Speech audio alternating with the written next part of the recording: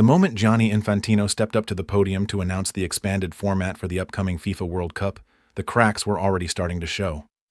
What was supposed to be a historic celebration of global football, a massive 48-team tournament spanning an entire continent, has rapidly morphed into a logistical, financial, and political disaster. We are looking at a scenario where the biggest sporting event on the planet is facing a complete systemic breakdown, and the mainstream media is only just starting to connect the dots. For decades, FIFA has operated with a sense of invincibility. They survived the 2015 corruption scandal. They pushed through the highly controversial Winter World Cup in Qatar, despite unprecedented global backlash. But this time is different. Because this nightmare isn't just about PR. It's about a fundamental collapse of the very infrastructure that makes the World Cup possible. Imagine trying to coordinate 48 teams, 104 matches, and millions of traveling fans across 3 massive countries, the United States, Mexico, and Canada, all while navigating an unprecedented player revolt, crumbling broadcasting deals, and a scheduling conflict so severe that it threatens to tear the global football calendar in half. How exactly did FIFA back themselves into this corner? And why are top players suddenly threatening to walk away from the very tournament they spend their entire lives dreaming about? To understand the magnitude of this crisis, we have to go back to the foundational promise of the expanded World Cup. FIFA sold the 48-team format as a victory for inclusivity. More nations, more matches, more global representation. But behind closed doors, everyone knew the real motivation: revenue. More matches mean more ticket sales, more sponsorships, and crucially, more broadcasting money. It was a simple equation, or so they thought. What FIFA grossly underestimated was the physical toll this expansion would take on the athletes. We are currently witnessing an era where elite footballers are playing upwards of 70 matches a season. Between domestic leagues, expanded Champions League formats, domestic cups, and international duties, players are being pushed beyond human limits.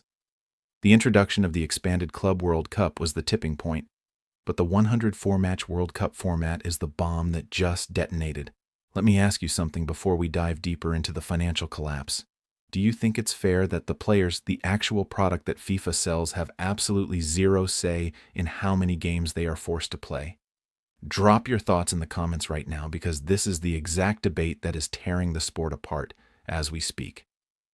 The player unions, led by FIFPro, have officially reached their breaking point. For the first time in modern football history, we are hearing legitimate whispers of a coordinated player strike. Not just a protest, a strike. Elite players like Rodri, Alisson, and Kevin De Bruyne have publicly sounded the alarm, stating that their bodies are breaking down. And what was FIFA's response? They doubled down. They refused to consult with the unions, ignored the medical warnings, and locked in a schedule that requires teams reaching the final to play in grueling 8 matches instead of 7, right at the end of an exhausting domestic season. But the player revolt is just the first domino to fall. Let's talk about the logistical nightmare that is the North American hosting arrangement. When the joint bid between the US, Mexico, and Canada won the hosting rights, it was hailed as a triumph of cross-border cooperation. The reality on the ground is turning out to be a logistical nightmare of epic proportions. The sheer geographical spread of the host cities is unprecedented. A team could find themselves playing a group stage match in the sweltering heat of Miami, and their next match 3 days later in the high altitude of Mexico City or the cooler climate of Vancouver. The travel demands on both teams and fans are astronomical. Previous World Cups operated within relatively compact regions.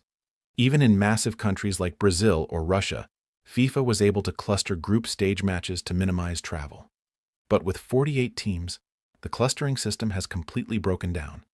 Fans are realizing that following their national team could require multiple cross-continental flights, navigating 3 different visa systems, and paying exorbitant surge pricing for flights and hotels across borders.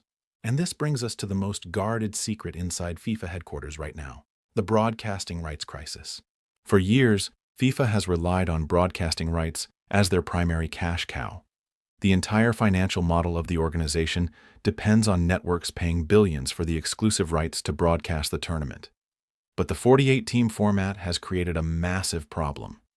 While FIFA promised broadcasters more matches, the networks quickly realized that a significant portion of these new matches would feature lower-ranked nations with zero global drawing power.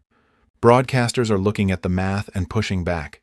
Why would a European network pay a massive premium to broadcast a 0-0 draw between two newly qualified teams from different continents at 3 a.m. local time? The time zone differences between North America and the lucrative European and Asian markets are already a tough sell. When you combine bad time zones with diluted match quality in the early stages, the networks start playing hardball.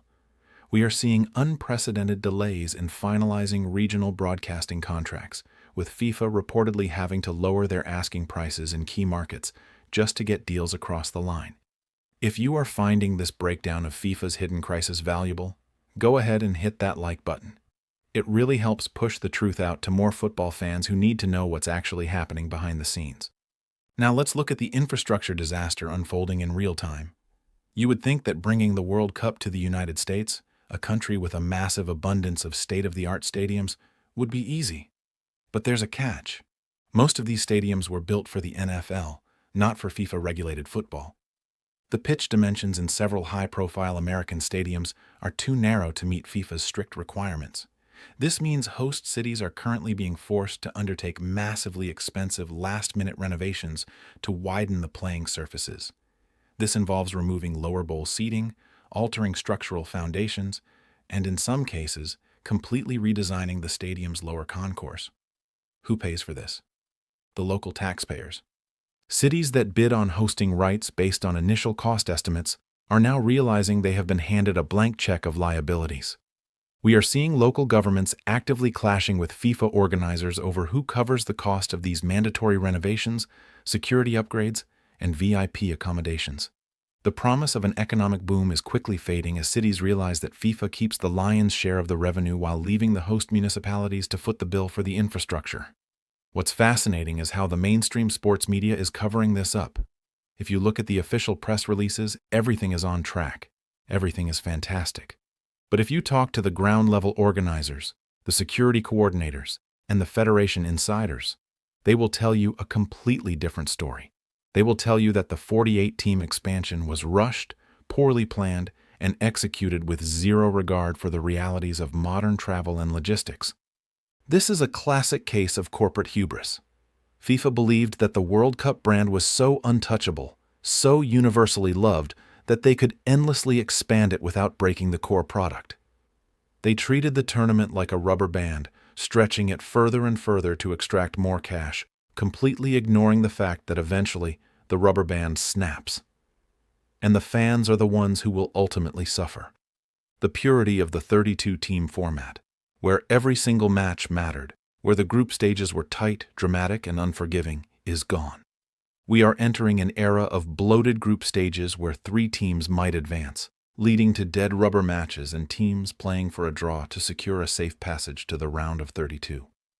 Think about the drama we saw in Qatar. The final match days of the group stage were pure chaos, with teams jumping in and out of qualification spots by the minute. By diluting the format and introducing a massive knockout phase, FIFA has sacrificed the intense jeopardy of the group stage for the sake of selling more tickets. I want to know where you stand on this. Do you think the 48-team World Cup is going to be a massive success because more countries get to participate, or do you agree that FIFA has completely ruined the perfect format out of pure greed? Let me know down in the comments. I read every single one of them. As we move closer to the opening match, the pressure is only going to intensify. The player unions are not backing down, the broadcasters are holding onto their wallets, and the host cities are scrambling to fulfill impossible mandates. FIFA is sitting on a powder keg of their own making, and the fuse has already been lit. If the top players decide to stage a boycott, even a partial one, where key stars refuse to play in the expanded group stages to protect their bodies, the entire house of cards collapses.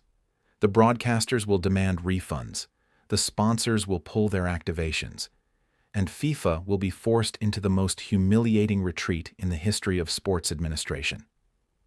We are watching a real-time stress test of global football. For the first time, the endless pursuit of expansion has collided head-on with the physical limits of the athletes and the logistical limits of the planet. If you want to stay ahead of the curve and keep getting the unfiltered truth about what's really happening in the world of sports, football, and global events, make sure you hit that subscribe button right now. We don't just report the news here, we break down the systems behind it. The next few years are going to be critical for the future of the World Cup. Whether it evolves into a bloated, unwatchable mess or somehow miraculously pulls off the impossible remains to be seen. But one thing is absolutely certain. FIFA's biggest nightmare hasn't even fully begun. The real chaos is waiting for us at kickoff.